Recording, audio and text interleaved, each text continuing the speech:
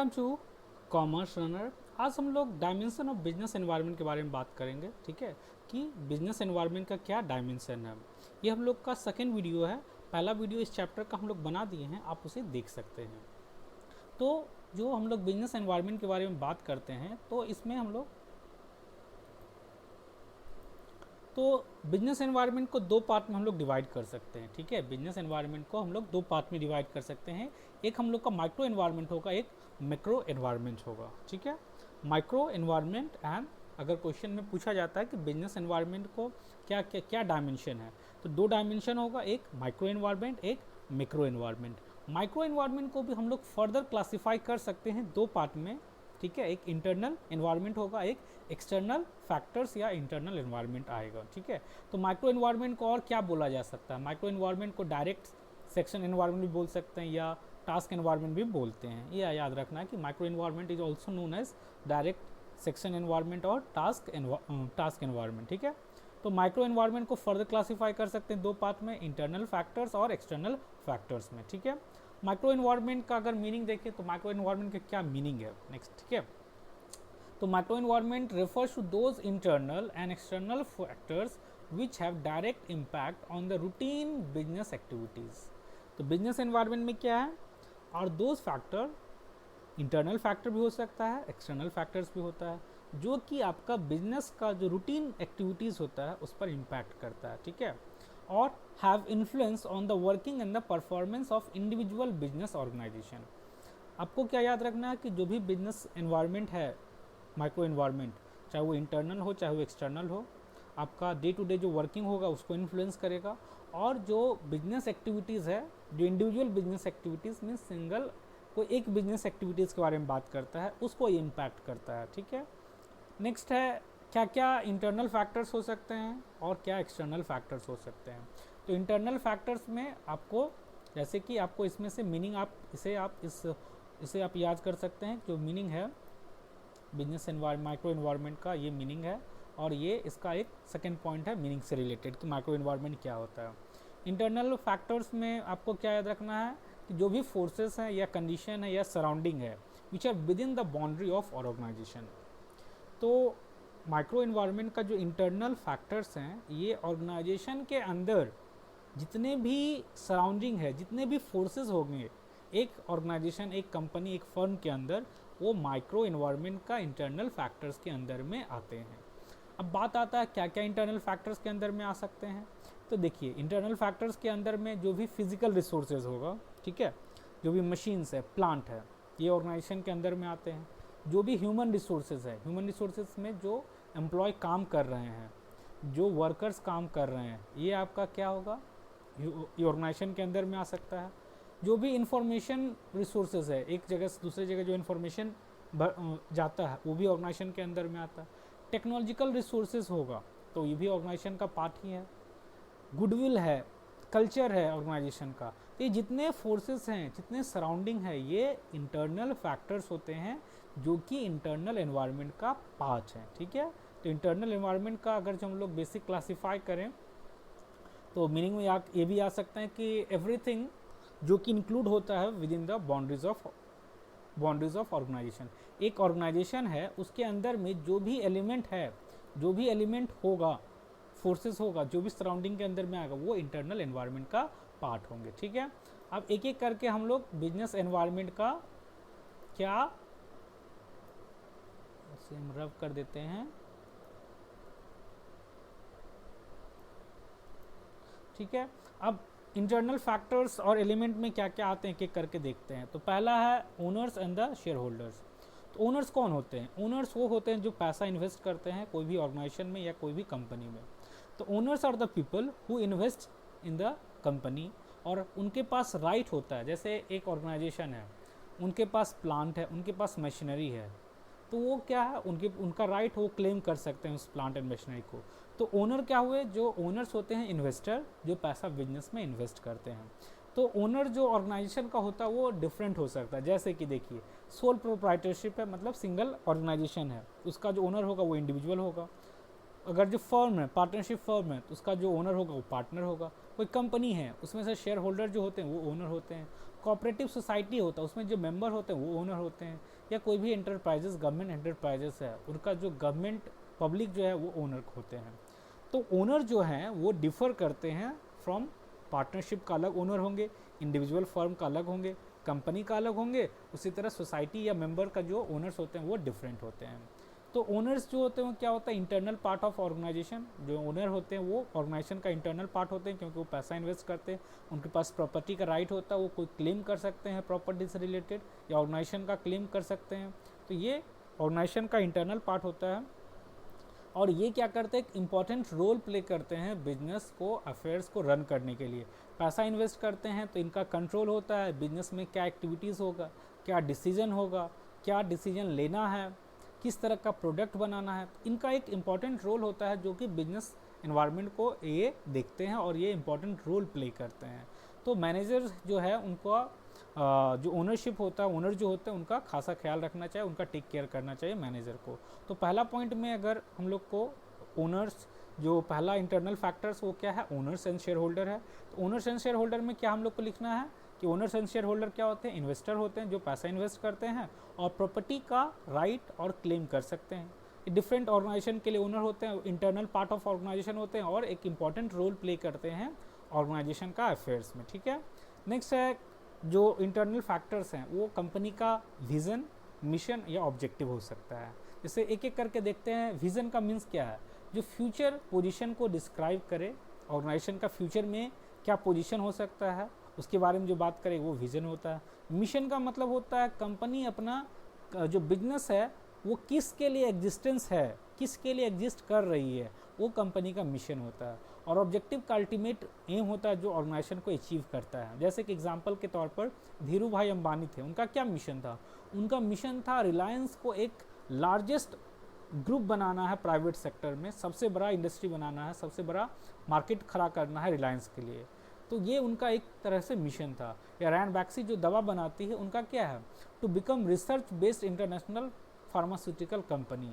ठीक है, तो उनका था कि रिसर्च करना है और इंटरनेशनली जो इंटरनेशनल मार्केट में होता है एक रिसर्च का एक मार्केट क्रिएट करना है फार्मास्यूटिकल कंपनी के लिए।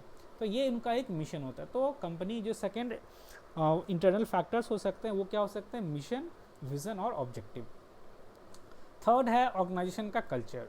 ऑर्गेनाइजेशन का कल्चर क्या होता है, बिहेवियर, जो जितने भी मेंबर होते हैं ऑर्गेनाइजेशन में उनका क्या बिहेवियर है, वो उनका क्या कल्चर है, वो जो होता है वो ऑर्गेनाइजेशन का कल्चर है, जो कि इंटरनल पार्ट है माइक्रो एनवायरनमेंट फैक्टर्स का। ठीक है, तो organisation culture is a collective behaviour of members of organisation. Company का जो भी वैल्यूज़ है, कंपनी का जो बेनिफिट्स है, कंपनी का जो मिशन है, या कंपनी का क्या, जितने भी एम्प्लॉयज़ उनका क्या हैबिट है, ये उनका एक्शन में दिखता है और ये कंपनी का एक कल्चर को दर्शाता है। ठीक है, तो कंपनी का जो कल्चर होता है वो एक इम्पॉर्टेंट रोल प्ले करता है ऑर्गेनाइजेशन के लिए। ठीक है, तो अगर कोई भी इंडिविजुअल है, कोई भी ऑर्गेनाइजेशन है, उनका जो कल्चर होगा, अगर उनका कल्चर स्ट्रॉन्ग है, स्ट्रॉन्ग कल्चर मेंटेन करते हैं, तो वो ऑर्गेनाइजेशन में सक्सेस जल्दी करेंगे और ऑर्गेनाइजेशन का जो अचीव करना है, जो गोल्स होगा, वो इसे ईजिली अचीव कर सकते हैं। ठीक है, तो ऑर्गेनाइजेशन का जो कल्चर होता है उसे आपको देखना है कि ऑर्गेनाइजेशन का क्या कल्चर है, किस तरह से उनका बिहेवियर है, किस तरह से वो चीज़ को लेकर के आगे बढ़ते हैं और गेन करने का कोशिश करते हैं। नेक्स्ट है रिसोर्सेज ऑफ ऑर्गेनाइजेशन। ऑर्गेनाइजेशन का रिसोर्सेज हम लोग 5 कैटेगरी में डिवाइड कर सकते हैं। फिजिकल हेड, जैसे कि मटेरियल है, इक्विपमेंट है, मशीनरी, कंप्यूटर, जो फिजिकली है, जो मूव नहीं हो सकते हैं, जो फिजिकल प्रेजेंसेस जो ह्यूमन जैसा नहीं है। ठीक है, तो मटेरियल, इक्विपमेंट, मशीनरी, कंप्यूटर ये हो सकते हैं। ह्यूमन रिसोर्सेज जो ऑर्गेनाइजेशन में एम्प्लॉयज़ होते हैं टॉप से लेकर के बॉटम लेवल तक, वो आपका ह्यूमन रिसोर्सेज हो सकते हैं। जितने, जैसे कि एग्जांपल के तौर पर मार्केट एग्जीक्यूटिव हैं या टीचर्स होते हैं, तो ये लोग क्या आते हैं, लेबर्स होते हैं, ये ह्यूमन रिसोर्सेज के अंदर में आते हैं।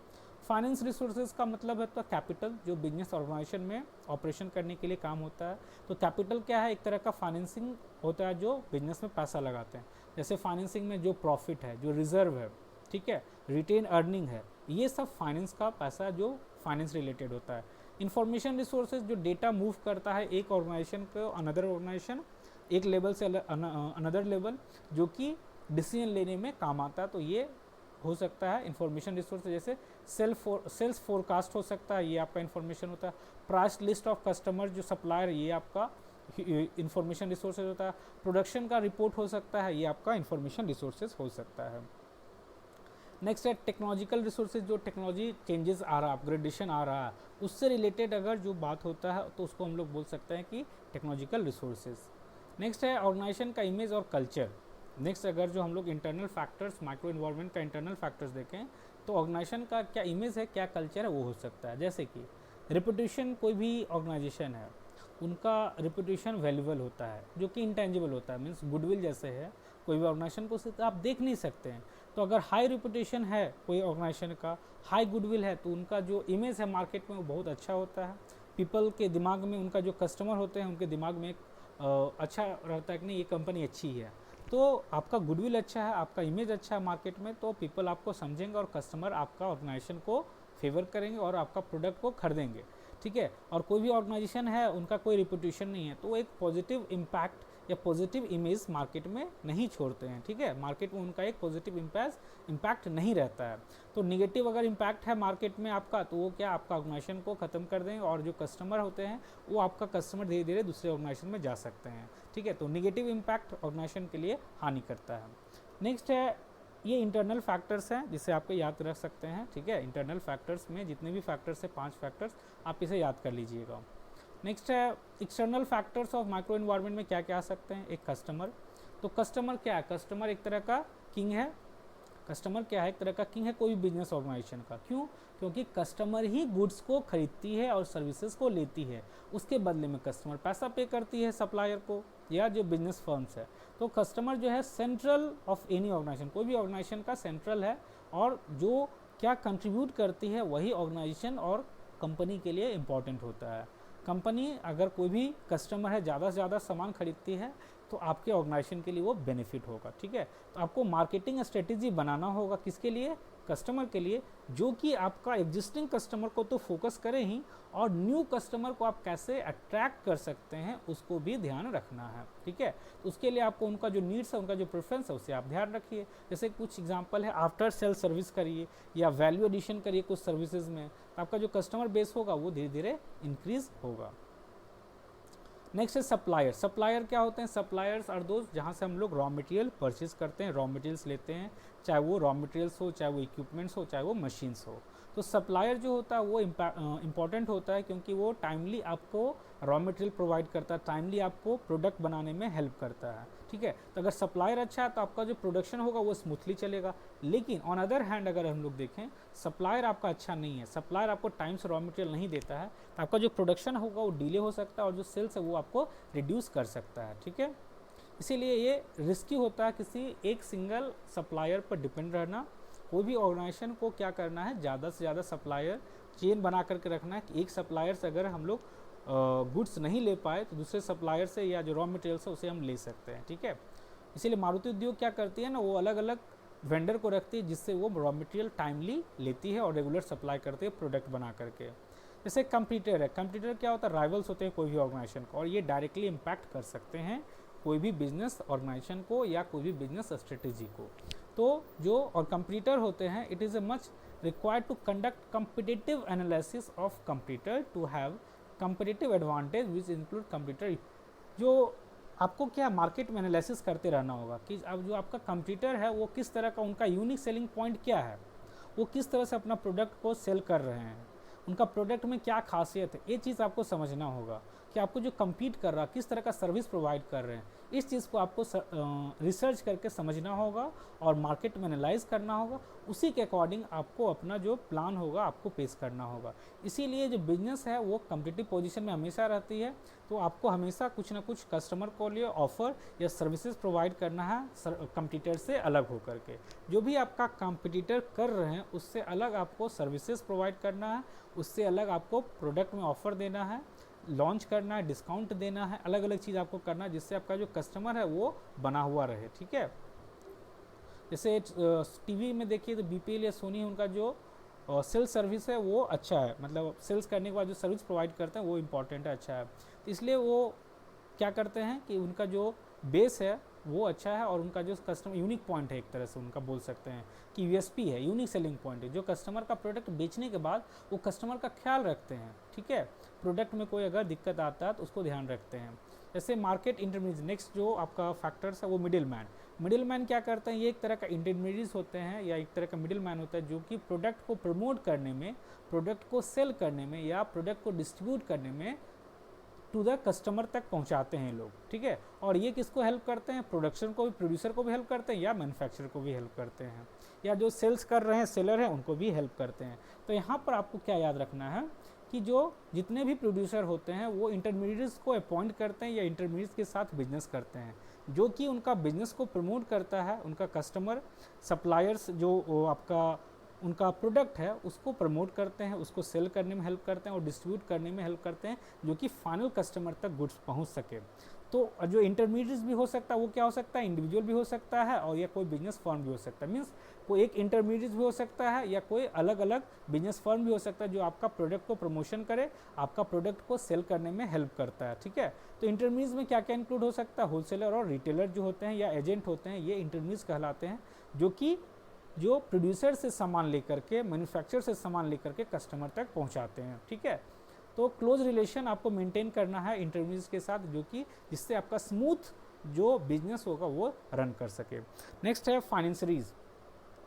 फाइनेंसरीज क्या होता है, फाइनेंसरीज जो होते हैं वो पैसे जो प्रोवाइड कराते हैं, जैसे कि शेयर होल्डर है, इन्वेस्टर है, ये क्रेडिटर है, डिवेंचर होल्डर, ये आपको पैसे देते हैं, किसके लिए, कंपनी को पैसे देते हैं बिजनेस को रन करने के लिए। तो इनके लिए they affect the financial policies and the decision of the company. तो ये आपको याद रखना कि जितने भी फाइनेंसरीज होते हैं, चाहे वो इन्वेस्टर हैं, चाहे वो क्रेडिटर हैं, डिवेंचर होल्डर हैं, इनके लिए आपको इनका जो पॉलिसीज़ होता है, फाइनेंशियल पॉलिसीज, उसे भी समझना होगा और ये डिसीजन लेने में आपको हेल्प करते हैं और आपका जो डिसीजन होगा वो इम्पैक्ट हो सकता है अगर फाइनेंसरीज का कोई भी इन्वेस्टमेंट के रिलेटेड कोई भी दिक्कत आती है तो, ठीक है। तो आपको जो इन्वेस्टर्स होते हैं, जो भी फाइनेंशियल होते हैं, डिवेंचर होल्डर होते हैं, उनको प्रॉपर आपको रिटर्न देना है, प्रॉपर आपको डिविडेंड देना है, ये चीज़ आपको ध्यान में रखना है, ठीक है। तो ये चीज़ आपका फाइनेंसरीज का है।